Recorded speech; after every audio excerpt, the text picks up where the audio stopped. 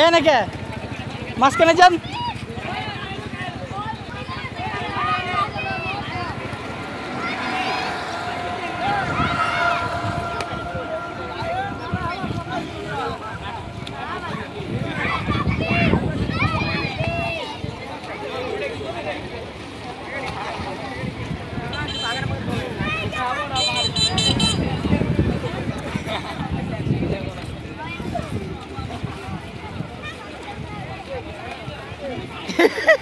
কয় কেজি খাইছে কয় কেজি খাইছে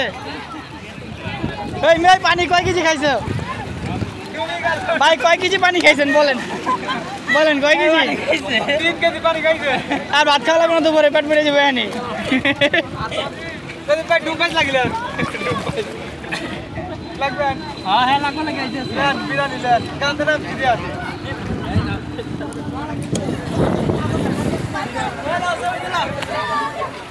এই যে এদিকে এদিকে এদিকে এই লিটন এদিকে এই মেটা কেন সচিব ভাই মজা লো আরেকজনে মজা লাই টাকায়